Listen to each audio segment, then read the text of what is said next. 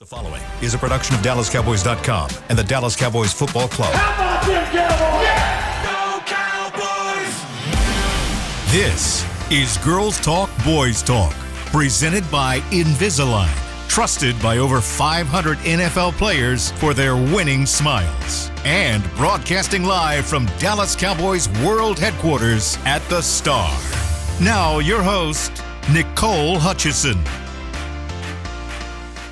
What up, Cowboys Nation? Welcome in to Girls Talk, Boys Talk, presented by Invisalign in the SWBC studio. Nicole Hutchison alongside Christy Scales, Aisha Morrison, and welcome to the first edition of the offseason. What? Girls Talk, Boys Talk edition, because the Cowboys offseason has begun. We'll be at 10 a.m. every Monday, so make sure to tune into your girls on Girls Talk, Boys Talk. But the Cowboys falling to the New York Giants to wrap up the season, 34-17, the final.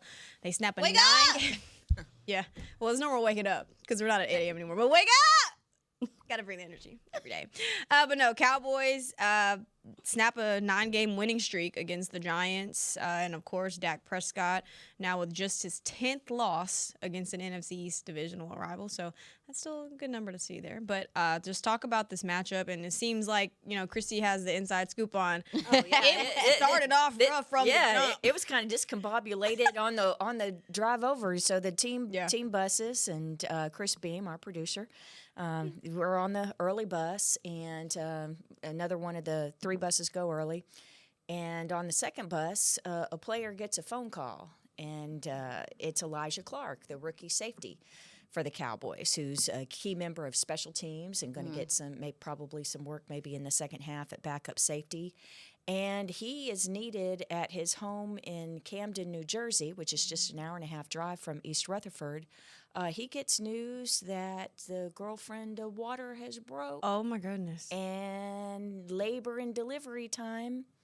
And so upon arrival at the stadium, the first thing that happens is, he tells everybody, hey, this is going on. So Craig Gleber, who's our director of travel and logistics, gets a car service to take him for that hour-and-a-half ride over to Camden, New Jersey. So just straight across the state, right? And Camden's just across the river from Philadelphia, so that area. But the funny thing is, the word gets, the water's broken, Elijah's got to go. By the time, that game telephone where I tell you something, Aisha, and then you tell Nicole, and then Nicole tells Chris, and Chris tells Josh. And by the time it gets down the line, it's something different from the original message. Every time. By the time it gets to the head coach, it's Elijah has to get home because the pipes have broken, the pipes have broken. And it's like, why is it the pipes have burst and he needs to go home? And then later it's correct. It's like, no, the water is broken. It's like labor and delivery. So Elijah's gone. The Cowboys work it out so that he can get there in time. And meanwhile, there's a domino effect because Elijah, as I say, is a core special teams player. And so the coaching staff thought they knew who was going to be active and inactive for the game, and they have to redo everything. So, for example, the last several weeks it's been either Jonathan Mingo or Jalen Tolbert has been available, but not both. Well, Jalen Tolbert was going to be inactive, but he was active because they need him to play special teams. And so the fact that Jalen is active means that you have another wide receiver available in addition to Flanoy and Turpin and Mingo. So is that one of the reasons why both CD and George were pulled out when Dak didn't play in the second half? So and then some of the things with the Jalen Tolbert had a key block on that 84-yard kickoff return for the Cowboys. So I'm just saying it was just kind of off kilter in a good way for good news with Elijah becoming a new dad, but. Yeah, there were lots of moving parts, and this is 3 hours before kickoff. Yeah, it was. Let me tell you something. Goodness gracious. One thing this team gonna do is have some kids. You hear me? Please. Remember that one training camp that it was like? Yes, like 3 of them. Back to back to back to back to back. I said y'all gonna be fruitful and multiply on this team. I said y'all don't play no I'm games. sick of you. So sick of you. But then once the game kicked off, unfortunately, it was kind of same old story, especially when it came to the defense and now allowing over 500 points in a season. So you can say that historically, this was the worst defense in team history in terms of points allowed. 511. They have never Not the allowed. 11. You didn't have to I'm put sorry, the I 11 did. on there. No, it's we necessary. could have just rounded it. Nope, not at Yeah, all. it's- 511. Yeah, and Most I know you're going to season. say, well, it's a 17-game season, and they used to play 16 or they used to play 14. Well, the previous high allowed by the Cowboys was 473. So it was pretty much shattered. That's about 40 plus. Yeah. We're not gonna do the numbers. I believe that the Giants, I think I saw that the Giants scored on 6 of their 7 possessions, and they also, too, had the longest scoring drive of the whole season. Yeah, 94, Against 96 the yards. Cowboys. And then what was so frustrating about that was, so the ball's at the 4-yard line, Cowboys on offense, they go for it on 4th down, fail, ball is turned over on downs. And what was the first play? The Giants are backed up, first and 10 at their own 4-yard line, and encroachment. Solomon Thomas jumps 5 yards. Later in the series was when Kenneth Murray with the late hit out of bounds, another 15 yards there. So I think that one drive, that long drive allowed, is pretty much a microcosm of this defense for the whole season.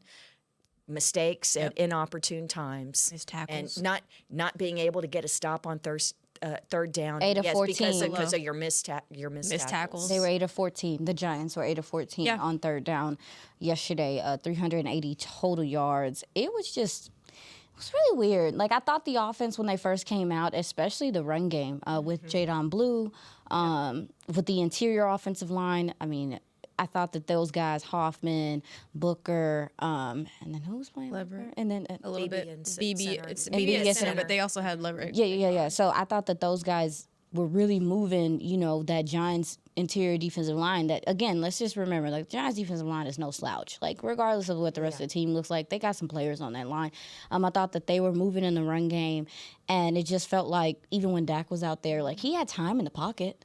He had time. Like, it wasn't, he wasn't rushed. They did a decent job against Brian Burns, too. Yeah, and They because really he's a did. big He's a dog. beast, yeah. So it just felt, to your point, ladies, like offensively, it kind of felt like they were trying to find a rhythm. They were able to find a rhythm in the run game in some spots. It was a quiet day from Pickens and CD and those guys, but then also too, but on the defensive side, just can't get any stops, can't really get these guys off the field, and it just kind of felt like how it's felt all season. Yeah, I think to me, even for the offense, you look at the first 2 drives alone. They didn't have their first 3rd down until late second of that drive, so they were winning on early downs, efficient with the run game. Of course, with CeeDee Lamb getting Pickens involved as well. But for me, it was the offensive line didn't protect well enough in pass protection. They were protecting well in run blocking, but in terms of pass protection, it didn't really fit the standard that it was supposed to be. But when you talk about this defense, I mean, the only player that really came to play was Jadeveon Clowney. Like, let's keep it a stack. Woo, woo, Keep it a woo. stack. Go ahead. Don't let us cut yourself out. No, the door. you're fine. With 6 tackles, 4 tackles for losses, 3 sacks. The pass forced defended, fumble, right? A pass defended, a fumble recovery. I mean, I'm leaving it with something. the price just went up from yesterday. What did they say? Yesterday's price ain't today's price. Exactly. You get the point. You get the point. But talk about a Jadeveon Clowney who, of course, was signed to a 1-year deal, $3.5 million. But you obviously didn't know what you were going to have at the defensive end position. Of course, Donovan Ezeraku, who was kicked out of the game yesterday, silly penalty there. But when you talk about Clowney, he has been that consistent bright spot. Yeah. Week in, week out. How impressed were you guys? I mean, talking about a guy like that. He was relentless yesterday. And you know what?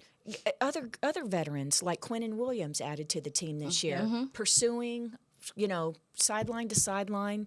There was hustle on the that's what's so disappointing. This second half, it was preseason game from the offensive perspective of, backup guys out there, but on the defense, the starters played the whole way. Yeah. Yep.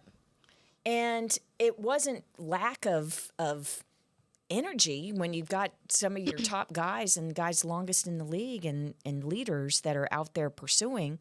But the thing about Clowney is, with his 3 sacks, he hit, if the Cowboys had made the playoffs, his incentives were tied to playoffs, okay? He entered the day with 5.5 sacks. If he got 6 sacks plus the playoffs, it would have been an extra $250,000. If he got 8 sacks in the playoffs, it would have been $750,000. Wow.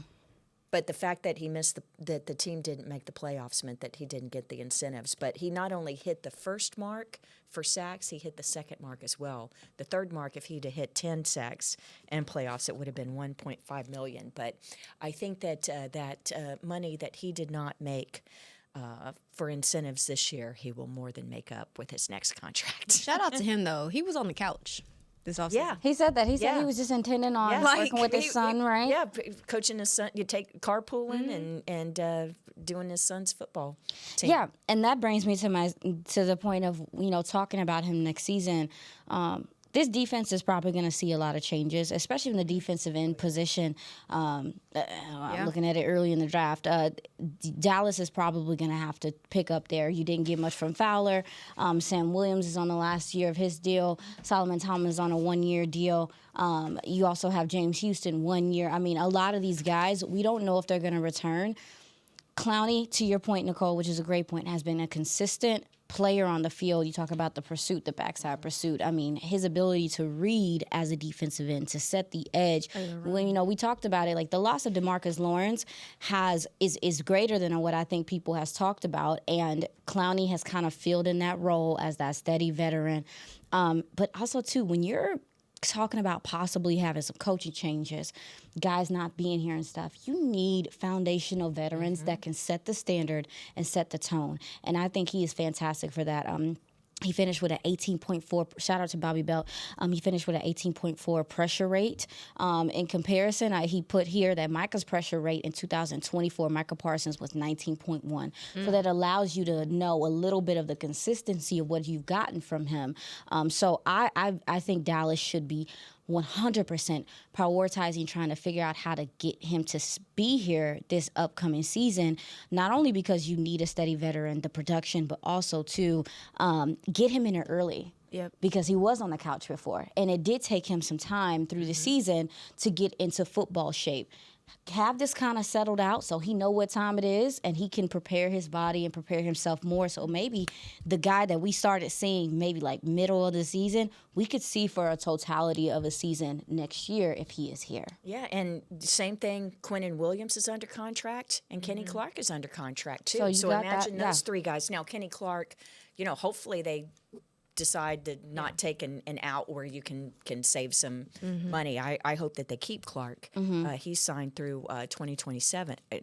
But imagine having those 3 veteran leaders through your offseason. I mean, I think it's a great start. And the other thing is those guys have played in different systems throughout their career, right? It's not like they're nuggets, to use your phrase, coming in and not familiar with it, because I think they're going to – I agree. I think there are going to be changes defensively, coaching wise, and on that side of the ball.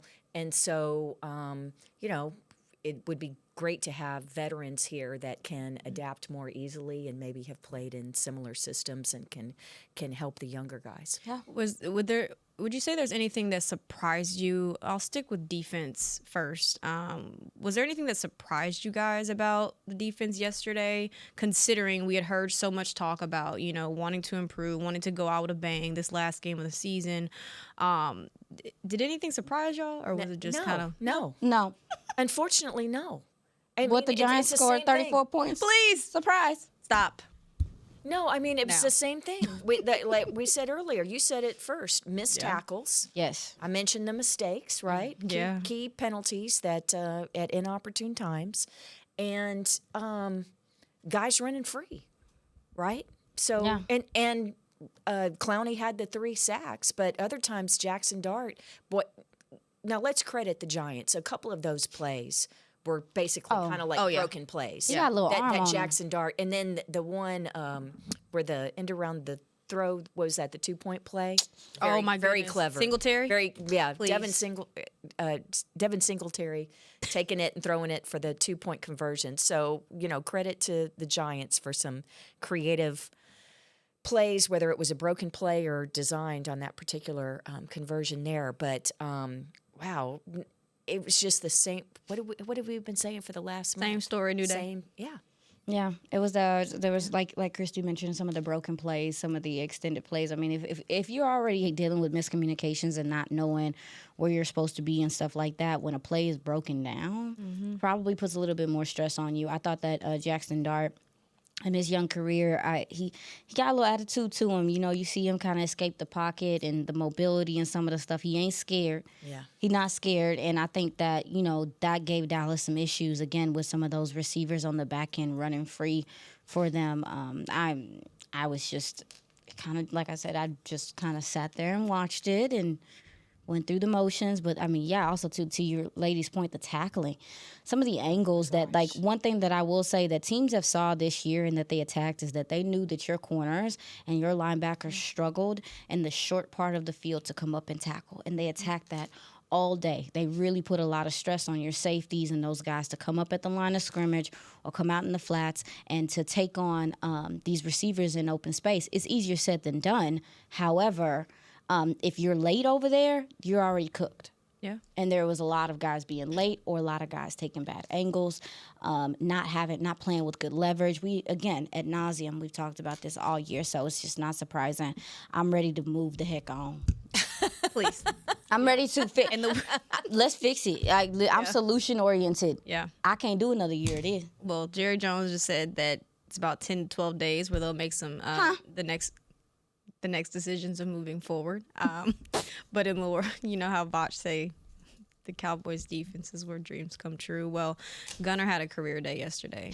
Season high day yesterday against the Dallas defense. 8 receptions, 102 yards. Yeah, and he had, 2 receptions coming in on 2 the season? total. Yeah, Gunnar Olszewski. That was a surprise that it was, like Wan'Dale Robinson, who's a 1,000-yard receiver this year. He was inactive yesterday due to a rib injury from the previous week.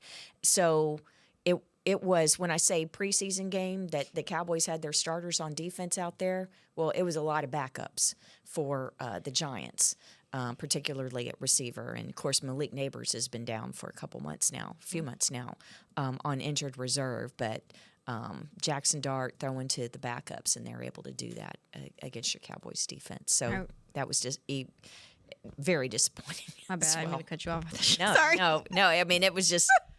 I'm trying to think of synonyms for bad, disappointing. Yeah, we'll think on that one. Rusty. And rusty. We're going to take our first break here on Girls Talk, Boys Talk, though. I want to dive into a little bit more of a positive side. Yeah, okay. The rookie running backs, making the most of their moment in the final week of the season. So we're going to break that down up next here on Girls Talk, Boys Talk, presented by Invisalign, and take our first break here. When you're on the field, you know what it takes to lead your team and play with confidence. But that confidence shouldn't just stop at game time. It should follow you off the field, too. Join over 500 NFL players who trust Invisalign, the #1 doctor-recommended clear aligner brand. Ready to take the first step towards a smile you'll love? Visit Invisalign.com/NFL and find a doctor near you today. Transform your smile and take your confidence to the next level, both on the field and off. Cowboys fans, when it comes to navigating the ever-changing world of tax, your business needs a partner it can trust to tackle even your biggest tax challenges. Ryan is the largest firm in the world dedicated exclusively to business taxes. Our team of tax professionals has local expertise in all areas of tax and can help you uncover savings opportunities you didn't know you had. Learn more about how Ryan can improve your overall corporate tax performance by visiting Ryan.com. Ryan, the official tax partner of the Dallas Cowboys.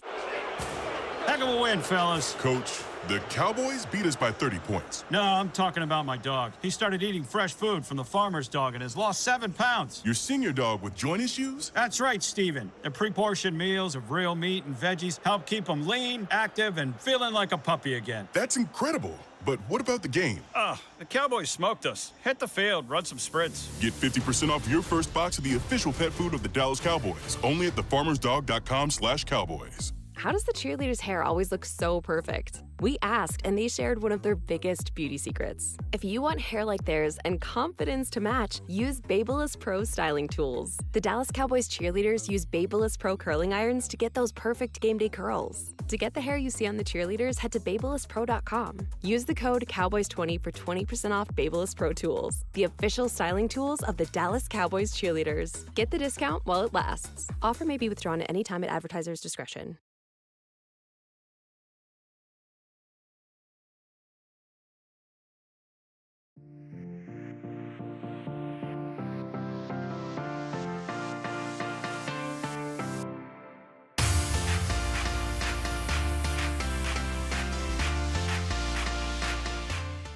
Wake up, Cowboys Nation. Welcome into Girls Talk, Boys Talk, presented by Invisalign in the SWBC studio. Nicole Hutchison, Christy Scales, Aisha Morrison, and ladies, as promised, we're talking about these rookie running backs. Jaden Blue, of course, back from being on the sidelines this season for most of the season. Phil Maffa, of course, making the move from IR, and now he was making his first debut of the season as well. And those two were, y'all know, the fifth rookie duo in franchise history to have a rushing touchdown in the same game. The last two, Dak Prescott, Ezekiel Elliott in 2016. Very cool. Very Yeah. cool. Oh, God. Yeah, I know. Long time ago. Oh, that was 10 Way years back. ago. Jesus. 9. 10. And it's 2026. Oh, my goodness. I know. It's so crazy to think 2016 was a good year. That's crazy. It was a good year. Anyways, good seeing Jaden Blue and also Phil Maffa. But let's talk first Jaden Blue. Coach Shoddy and, Clayton Adams, a lot of the coaching staff had mentioned that they had just been waiting for him to, one, of course, put together some good practices on a consistent basis. And they wanted to see him kind of handle the physicality of the NFL a little bit better. And you somewhat saw that a little bit yesterday. What'd y'all think of Jaden Blue's play? Aisha, I'll start with you. Like I said, I think it started up front with that interior offensive line. They opened up some big lanes for him, kind of made it easier for him. I think the difference that you see between him and Javonte, Jaden Blue has the ability to be really patient. I thought he set up his blocks really well and just, kind of waited until things opened up, and then he's able to put his foot in the ground and explode. That's something that I think Dallas missed this year. They weren't able to attack the outside and do some of that outside zone stuff because they didn't have a speed runner the way. Like, Javonte can capture the edge, but you can't count on him doing that. That's not his game. So I think we got to see a little bit of that speed and that decisiveness and that patience that we expected to see from Jaden Blue. You mentioned the pass protection. Yeah. Hey, that to me is a big part of with Jaden Blue, and also too with Maffa is, the pass protection is not, it just wasn't as clean as it has been with Javonte Williams. That's another reason why I think that Dallas might need to consider with him. But as far as Jaden Blue, I think in the second half you did see some of the physical part of the game, kind of changing some of his decisions. Like, you could see that he was he would look at the hole and maybe he didn't want to go down there when he had a little hesitant or whatever the case may be.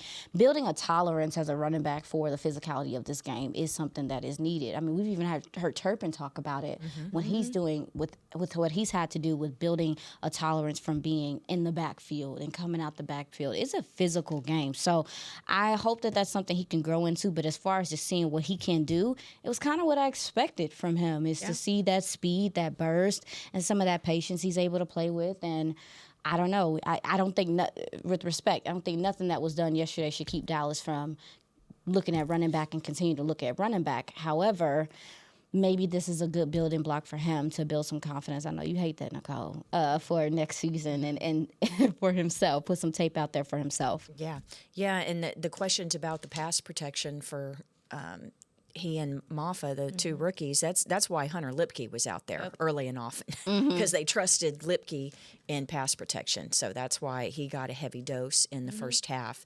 And I think for Jaden Blue, it would have been so much a better day if they'd have just quit at halftime. He had 76 yards at halftime.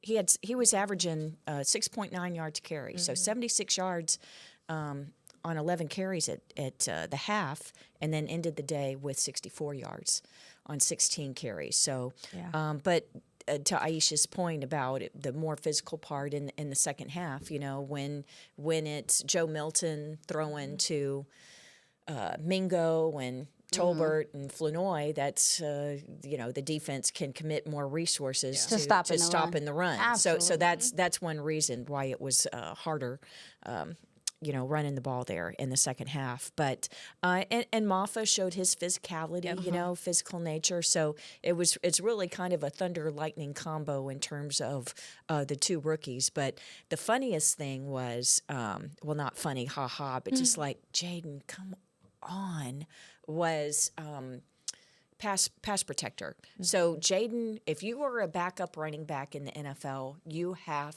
to play special teams or you're not going to get on the field. Yeah. So with Malik inactive, the Cowboys needed a personal protector on punts. The personal protector is the person that's between the long snapper and the punter, and they're responsible not just for blocking, but they're the ones that's communicating the calls.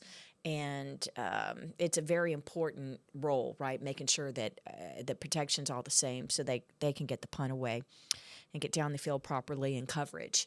And so the Cowboys, of course, the first time they punt is like anger and everybody's looking around. Mm-hmm.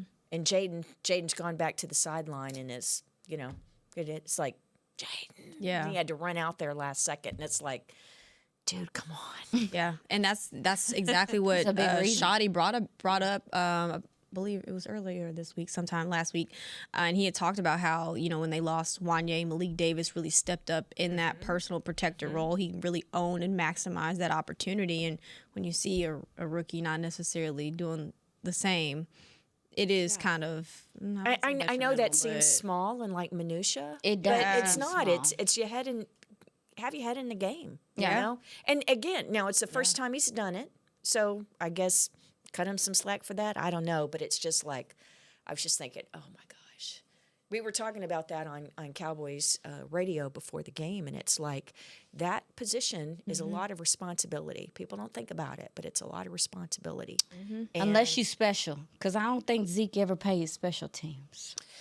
He's a starter. He's not a backup. That's what I was to say. Like, unless you have to play special teams. You have to play special teams. Even Ryan Flanoy, he honestly probably is going to be your wide receiver 3 going into next year if you can sign Pickens. And guess what? He on special teams. That part. Gunning his tail off. As gunner. Gunning his tail off. Then he got to catch his breath, get the little oxygen thing, and then go out there and run routes and be efficient. Yeah. That's a part of football. Special teams is kind of like, it's like an initiation type thing. Like most guys have to play special teams. Absolutely. We've even seen some of the best wide receivers. Des Bryant plays special teams. Guys play special teams. It just happened like that. So I think with Blue, that's going to be so important for him to understand if he is going to be a part of this team in this backfield next year, is that he got to come on with it when it comes to that part. Yeah, you can't be a liability on teams. You cannot. You're not going to see the field. You made a good point. It shouldn't change what you saw yesterday with, Blue and Maffa. Mm-hmm. It shouldn't change what you do with running back this offseason and in the draft. Where would you kind of prioritize now running back with what you've seen Jaden Blue, Phil Maffa do yesterday? And, of course, you don't necessarily know if they're going to re-sign Javonte Williams, but I think you should. Also, what they're going to do with Malik Davis as well. I think it still needs to be a priority. I haven't really gotten into. I'm just getting into the running back conversation for this draft class, but I do think it's important. But I also think, as we're talking about it, like Christy said, Javonte Williams has been an important part of what you do offensively here, and I think if you can, you're going to have a lot of turnover from a coaching standpoint, coordinator standpoint, maybe on that side of the ball, on the defensive side of the ball. You want to keep things as, you talk about the continuity that they talk about. Hey, if you can control it on one side of the ball, let's try to control it. Yeah. And with Javonte Williams, the thing that changed the conversation for me about him is the pass protection.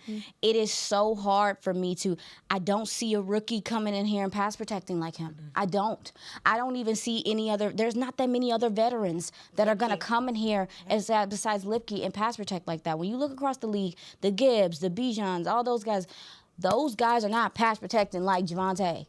I'm telling you. And so I just feel like Dallas has to have the conversation of, are they going to keep Javonte? What does the shoulder look like? What is it? Is he going to have any repairs in the offseason? Is that going to affect him? Because he's shown you, I can run this ball. And also, too, we got to care about his longevity. Dallas has to prioritize another running back, whether it's a guy that's here or whatever, so he can have a good career and continue to be healthy, because as the season goes on, the way how physical he plays, Javonte, I do think he needed another back to kind of take the load off of him more towards the middle of the season. And that was the plan. They brought in Miles Sanders as well. And he got banged up. And he's been on IR. Yes. So there are 3 running backs currently on the roster that, well, now it's 2026, but 3 Cowboys running backs are now free agents. So Javonte Williams, Miles Sanders, and Malik Davis. Yeah. So the only ones that you have under contract now, basically, are Lipke, Maffa, and Blue. And you're probably competing because people have seen Javonte Williams run this ball. Like, there's other teams in the league that see the pass protection, see how he's willing to sacrifice his body, see how he's always falling forward. He was top 10 in yards per carry this year, over 1,000 yards rushing. This is a comeback story if I've ever seen one. And if you think that other teams aren't going to maybe want to give him a shot, because he's still young, guys. Like, this is a young running back. He had the ACL, but he don't have a whole bunch of tread on them tires. So, like, I hope that Dallas prioritizes trying to figure out how they can cut him a deal that's fair. But also, too, because Green Bay picked up Trayvon's deal. Hey, listen, don't let Cowboys tell you they broke. They're going to have some pennies and quarters, depending on how they do this thing. You got Terrence Steele coming up. We don't know if he's going to come back. That should open up some money. They should have some pennies and quarters. Here's a quick tweet of the numbers I found on Twitter. Shout out to Dan Rogers for the numbers for all the running backs in the NFL right now. Javonte Williams cost the Dallas Cowboys $4 million this season, and he has more rushing yards than Saquon Barkley, who was $20.6 million, Christian McCaffrey, $19 million, Alvin Kamara, $12.3 million, Josh Jacobs, $12 million, Kyron Williams, $11 million, Aaron Jones, $10 million, David Montgomery, $9.1 million. I'm still going to go. Vermondre Stevenson, $9 million, Ashton Genty, $9 million, Chuba Hubbard, $8.3 million, DeAndre Swift, $8 million, Tony Pollard, $7.3 million, and the list goes on. Yeah, do you think Javonte's going to get 8 figures, meaning 10 or more? Average. Do I think he deserves it? Season. Absolutely. What is gonna be? Is it gonna be like if it's like a 3-year? They if can it's a kind of multi-year finagle deal, it. you can make the base. You can make the cap hit lower If it's this a year. 3-year, if they trying to sign up to another 1-year deal, it's gonna be a no. So I think. Why would he sign a 1-year deal? No, because he's gonna get a multi-year deal. For elsewhere. I know a lot of people are like, go draft a running back. Yeah, you can. I understand a lot of people, but this guy knows this offense, and he also too has worked his tail off. Like I don't mind the turnover and us, changing things and stuff like that, but I think it would be smart to try to get him back here, personally. And just in terms of the original question of prioritizing running back, you can't. The signing of Javonte this year shows that there are good running backs out there available that you can plug and play more easily than other positions. Tracking. And look at the list of needs on this team. Pass rusher, a defensive back, particularly corner, linebacker. I mean, for me, running back is down the list. Yeah. But that's what they tried to do this year. But you need to run. You need to run the ball and control it. And Javonte made a huge difference this year. So. Did they get lucky, though? I think they did. They lucked up though because and the other guys they brought in because they did what you said. It was down the list. You didn't prioritize it like that. Yeah. And then you didn't get the output. You got blessed to get the output that you did from Javonte coming off that ACL. A lot of people didn't know what he was gonna be. So it's like, oh, we're gonna take another chance and maybe pick up another veteran. What if they don't? What if it's not a Javonte? Maybe you got lightning in the bottle with this guy. Yeah, because look what happened with Miles. With I'm stressed out. Yeah. They had both guys dealt with injuries last year. Yeah. Miles Sanders and Javonte Williams did. So they lucked up with one. Hopefully Miles Sanders does heal soon, though. But talk about Malik Davis. Oh, Y'all yeah. feel like he showed enough to be a complimentary He should back compete. He should be a part of the Javonte? competition. Yes. Okay. He should be a part of the competition at least for the two. If they keep Javonte, he should at least be in competition for the two-back thing. I mean, the guy stayed ready. He was explosive when you needed to be. He was able to make some plays. I was impressed with his vision, and some of the stuff he was able to do. I would definitely expect for him to be a part of the competition part of it. Yeah. And he'll be affordable. Yeah, that's a fair. good core kind of guy. Absolutely. I think with the running backs, with the way that they use them, though, I think I want to see a little bit more receiving aspect. You of were missing Malik that. Davis. You were missing that. We saw that a lot with, Javonte Williams. We saw Phil Maffa catch a screen pass yesterday. I don't remember seeing Jaden Blue, but she probably did.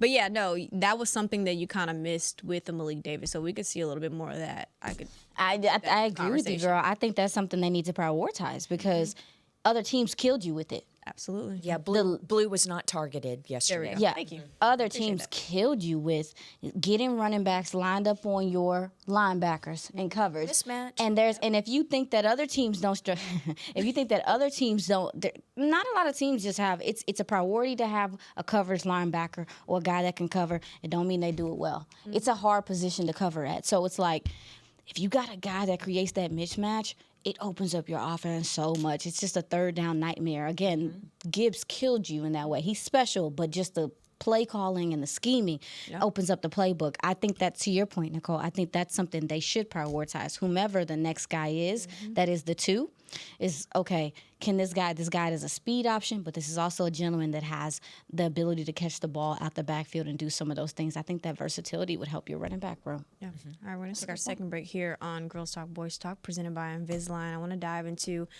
what's the next step the Cowboys should take right here. We're going to take our second break, final break of the show, and be right back with more Girls Talk, Boys Talk. Heck of a win, fellas. Coach, the Cowboys beat us by 30 points. No, I'm talking about my dog. He started eating fresh food from the farmer's dog and has lost 7 pounds. Your senior dog with joint issues? That's right, Steven. The pre-portioned meals of real meat and veggies help keep him lean, active, and feeling like a puppy again. That's incredible. But what about the game? The Cowboys smoked us. Hit the field, run some sprints. Get 50% off your first box of the official pet food of the Dallas Cowboys, only at thefarmersdog.com/Cowboys. Discover Aiden, the official luggage partner of the Dallas Cowboys and Dallas Cowboys cheerleaders. Known for top-tier engineering and craftsmanship, Aiden offers more than just bags. Originating from Australia and designed in New York, it merges fashion, design, and culture. Used by Dallas Cowboys players, staff, and the entire organization, Aiden provides style and functionality for all travelers. Visit AidenTheBrand.com and use code AidenXCowboys for 25% off your purchase. Travel like your favorite stars with Aiden. When you're on the field, you know what it takes to lead your team and play with confidence. But that confidence shouldn't just stop at game time. It should follow you off the field, too. Join over 500 NFL players who trust Invisalign, the #1 doctor-recommended clear aligner brand. Ready to take the first step towards a smile you'll love? Visit Invisalign.com/NFL and find a doctor near you today. Transform your smile and take your confidence to the next level, both on the field and off. All right, Cowboys fans, this one's for us. If the men in your life bleed blue and silver like we do, I've found the perfect way to elevate their game day rituals. Gillette just released their best razor in Cowboys colors, and it is everything a Cowboys fan could want. The new Gillette Labs official Dallas Cowboys licensed razor combines his Cowboys pride with Gillette's best shave. And with 50% longer lasting blades, it is truly the gift that keeps on giving. Get it while you can at Gillette.com/NFL. Gillette's best shave is also available as heated.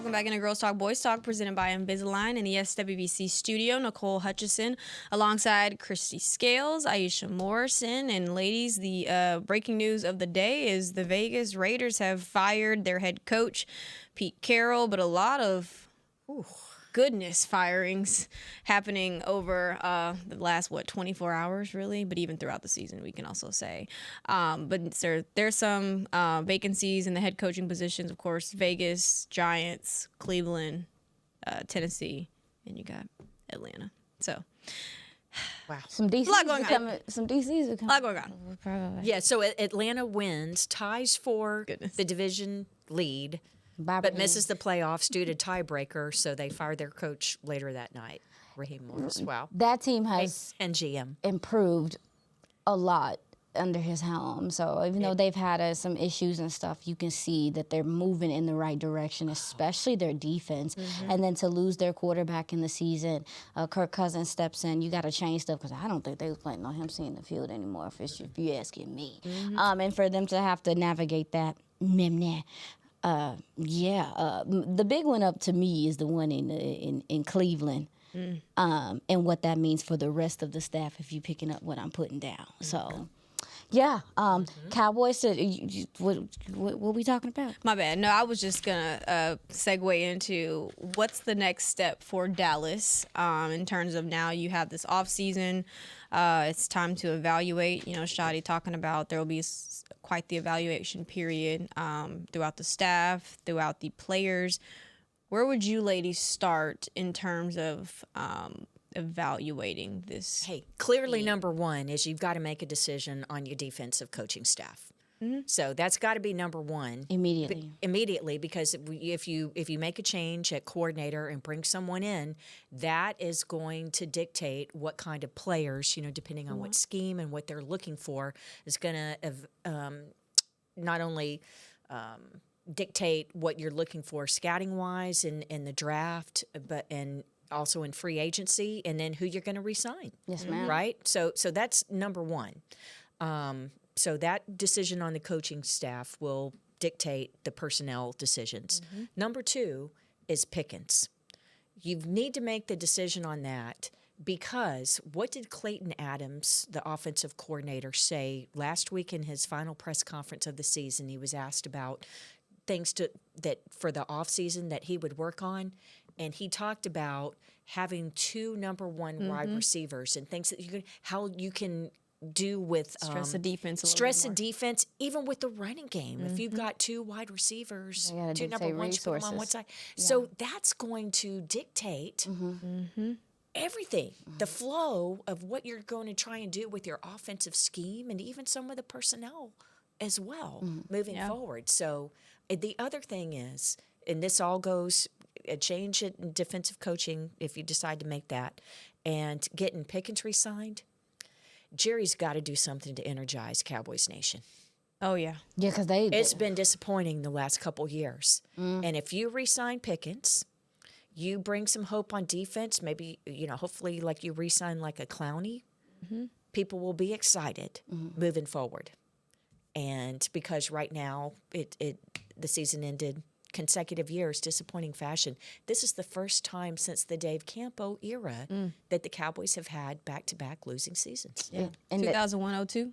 Wasn't it interesting to hear Dak yesterday say, this is the first time that I can't correlate my play to our record. Yeah. Yep. And it's a very gentle way of him saying he knows he played his tail off, and there's nothing to show for it. I don't think, to your point, Christy, I think prioritizing, I think not only Cowboys Nation needs the juice, that team needs the juice. Yeah. The team needs to see that you are going to make the decisions and be aggressive, because, again, we see it. It's happening right now. People getting pink slips like crazy. You need to get into the mix and be aggressive with trying to get a formidable, and this is not to say that Flus is, I'm talking about as far as your fit. Yeah. Whoever fits your plan for, moving forward, marry it to the offense and fits the energy or the culture or whatever you want to invoke moving into next season. You need to do it now. You need to prioritize it, like Christy said, and show Cowboys Nation and your team you got a plan.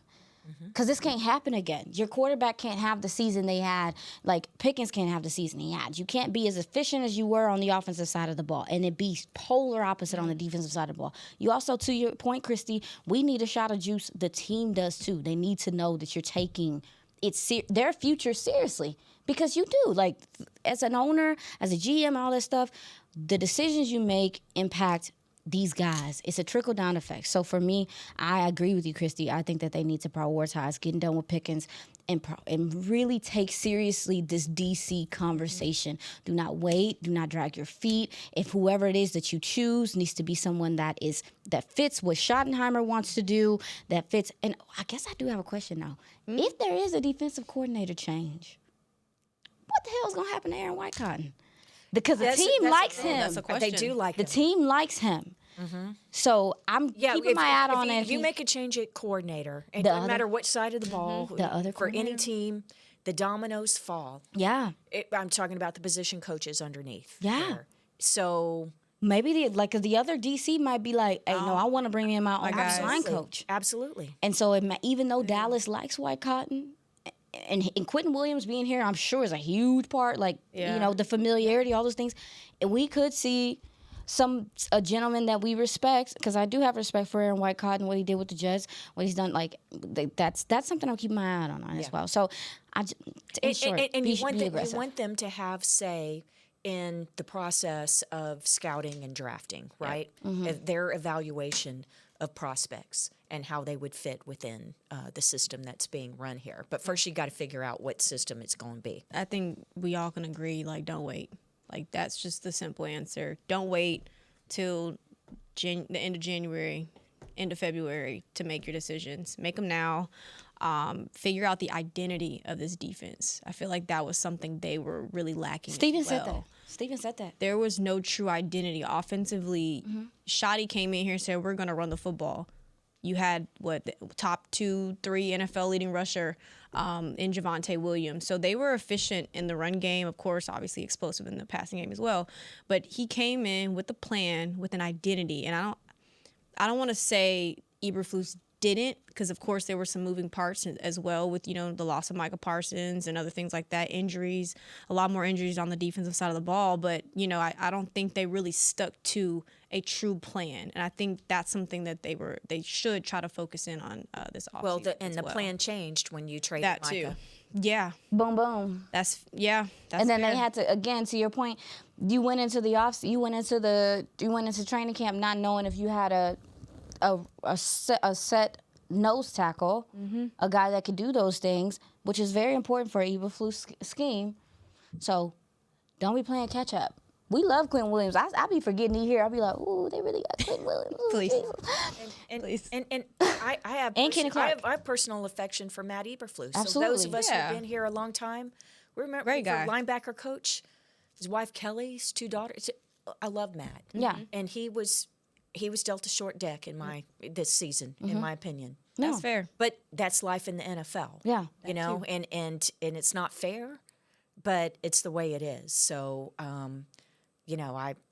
this is one of those kind of tough things where you kind of see the writing on the wall and you hate it for your friends and the people that you've known a long time. But can't do it again. Yeah. Can't do it again. Can't do it. Can't do that. All right. Well, that's a wrap for the 2025 season. The Cowboys finished 7-9-1, back-to-back losing seasons for the first time, like Chrissy stated, since 2001-2002 seasons. So, oh God. Hopefully the Cowboys can I just say right the how much more talent this team has back then? I mean, and that's what's so disappointing. Especially the offensive side of the ball. I mean, back then we were in the wilderness, personnel-wise, In the wilderness, wow. No, really. I mean, you were transitioning from the, Troy triplet era and stuff like that, and so many holes in the roster and in no man's land in terms of trading so many of your draft picks and not being able to reinforce there with young incoming talent. So let me just say that while the results, those were 3 straight 5-win seasons for Campo.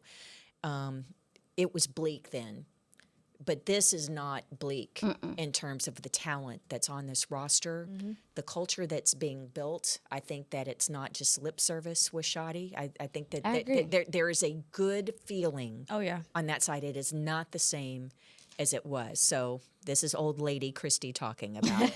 But I'm just trying to put it in perspective moving forward, not trying to sugarcoat anything, but I'm saying that talent is there, upgrade defensive side of the ball, and I think we'll be in a different position next year. Hopefully so. 2026 has begun. We're just getting started here with the offseason edition of Girls Talk, Boys Talk, presented by Invisalign. We got more coming to you next week on Mondays at 10 a.m. Mondays at 10 a.m. Stick with us, because we're going to be a lot of fun to watch. All right, signing off, Nicole Hutchison, Christy Scales, Aisha Morrison. We'll see y'all back here next week. This has been a production of DallasCowboys.com and the Dallas Cowboys Football Club. How about this, Cowboys? Yeah!